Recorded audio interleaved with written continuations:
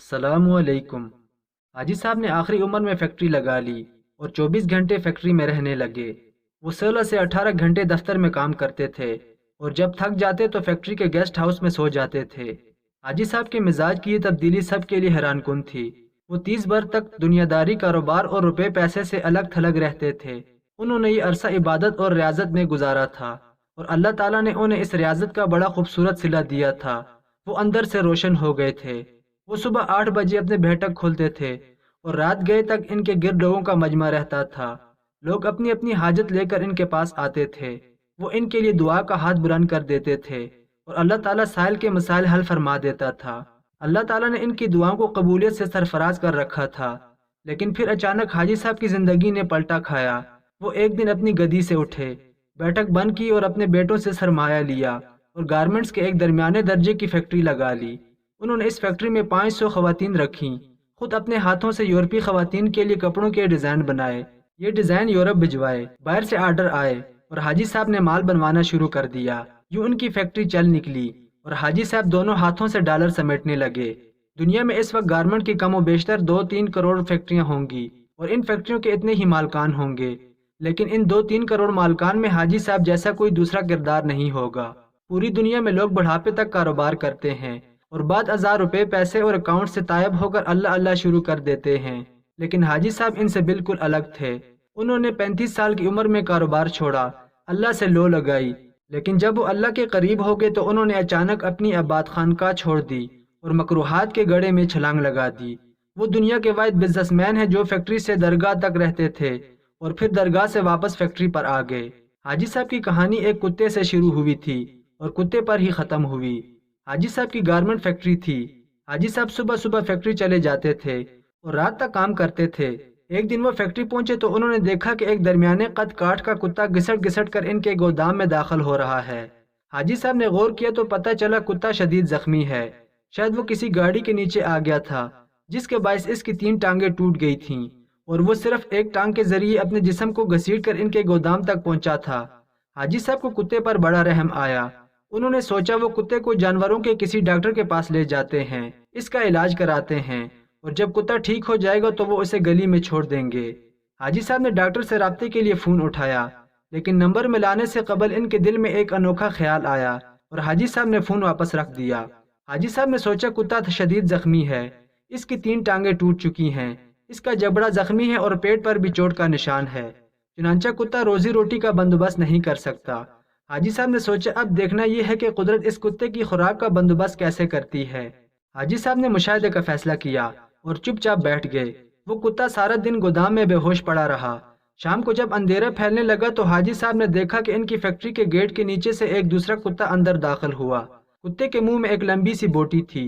कुत्ता छुपता छुपाता गोदाम तक पहुंचा, जख्मी कुत्ते के करीब आया। उसने पाँव से जख्मी कुत्ते को जगाया और बोटी उसके मुंह में दे दी। जख्मी कुत्ते का जबड़ा हरकत नहीं कर पा रहा था, चुनांचे उसने बोटी वापस उगल दी। सेहतमंद कुत्ते ने बोटी उठाकर अपने मुंह में डाल दी, बोटी चुबाई। जब वो अच्छी तरह नरम हो गई तो उसने बोटी का लुकमा सा बनाकर जख्मी कुत्ते के मुंह में दे दिया। जख्मी कुत्ता बोटी निगल गया। इसके बाद वो कुत्ता गोदाम से बाहर आया। उसने पानी के हौज में अपनी दुम गीली की, वापस गया और दुम जख्मी कुत्ते के मुंह में दे दी। जख्मी कुत्ते ने सेहतमंद कुत्ते की दुम चूस ली। सेहतमंद कुत्ता इस कार्रवाई के बाद इत्मीनान से वापस चला गया। हाजी साहब मुस्कुरा पड़े। उसके बाद ये खेल रोजाना होने लगा। रोज कुत्ता आता और जख्मी कुत्ते को बोटी खिलाता, पानी पिलाता और चला जाता। हाजी साहब कई दिनों तक ये खेल देखते रहे। एक दिन हाजी साहब ने अपने आप से पूछा, वो कुदरत जो इस जख्मी कुत्ते को रिज़्क़ फराहम कर रही है, क्या वो मुझे 2 वक्त की रोटी नहीं देगी? सवाल बहुत दिलचस्प था। हाजी साहब रात तक इस सवाल का जवाब तलाश करते रहे, यहाँ तक कि वो तवक्कुल की हकीकत भान गए। उन्होंने फैक्ट्री अपने भाई के हवाले की और तारकत दुनिया हो गए। वो महीने में 30 दिन रोजे रखते और सुबह सादक से अगली सुबह काज़िब तक रुकू व सजूद करते।